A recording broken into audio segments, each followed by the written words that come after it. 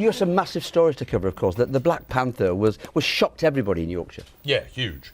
And yeah, to find a guy in the midst of the community who was going out and committing these dreadful armed raids on post offices. He killed 3 postal workers, and then he went for what he thought were the big bucks. He took hostage a young girl called Leslie Whittle, who was found dead in some drainage shafts in the Midlands, and eventually this guy Leslie Nielsen was tracked down and brought to justice. And there was such hatred directed towards him that they had to hold the trial in Oxford because they didn't think he'd get a fair trial here. We could talk about the same about the Ripper as well, but of course then there was Flixborough as well, which was a monumental story.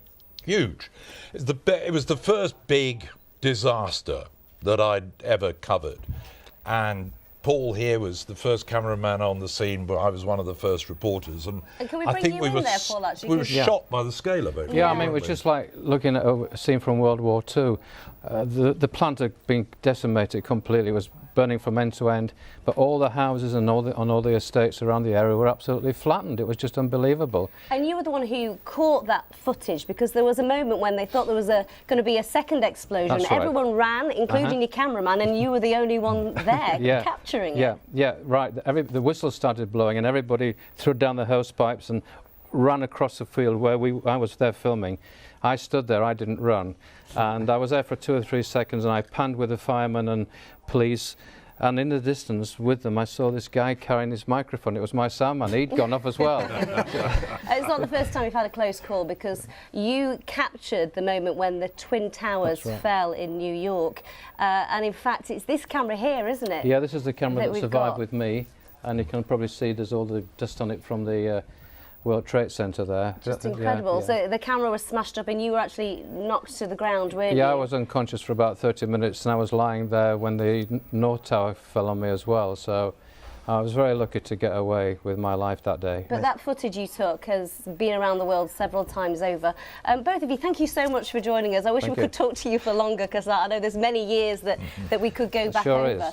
But join us in a few minutes' time, because we will be joined by some famous faces from the past, won't we, Harry? Yeah, we will. Someone called Sophie Rayworth, I've heard of her view, and Judith Stamper, my old friend, the Brigadier. But let's have more news now from around the region. And let's talk now to Keeley. It's all yours, Keeley. Thank you very much, Harry. Barnsley MP Dan Jarvis will be Labour's candidate for the Sheffield City Region Mayor. It's been revealed today. Mr Jarvis beat rival Ben Curran by 681 votes. Turnout was 37%. It's not known if Mr Jarvis will be allowed to continue as an MP following a ruling by Labour's National Executive Committee. He wants to do both jobs. The mayoral vote will be held on the 3rd of May. Big names from the world of Yorkshire cricket have joined family and friends at the funeral of BBC commentator Dave Callaghan. St Joseph's Roman Catholic Church in Wetherby was packed out for the service. Dave died suddenly last week at the age of just 63.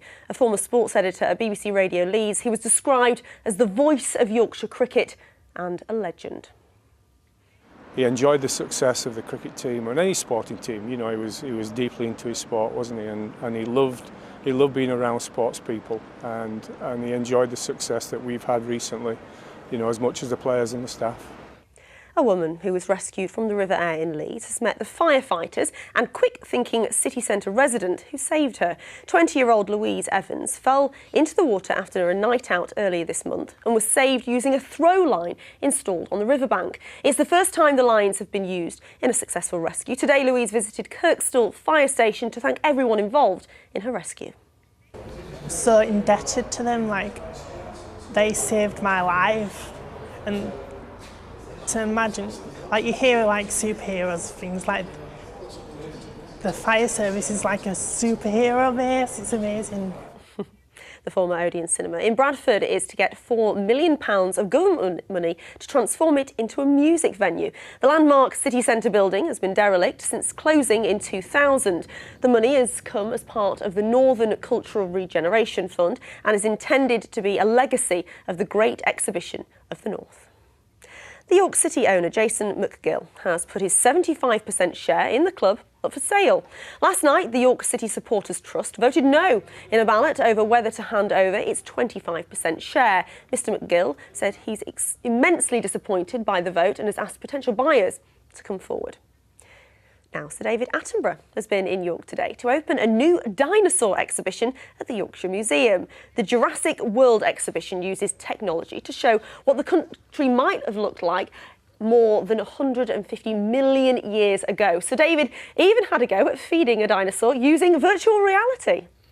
To be able to suddenly look up and look around and see one of these immense sauropod dinosaurs, one of the big jobs, along there looking at you, it's very impressive. In Malton 160 million years ago, it was a tropical sea. You know, we would have been under the water, and to actually sort of be able to put people in that environment is I think, something a bit different and really quite exciting. Well, that's it from me. Time to continue celebrating Look North's 50th birthday with Harry and Amy.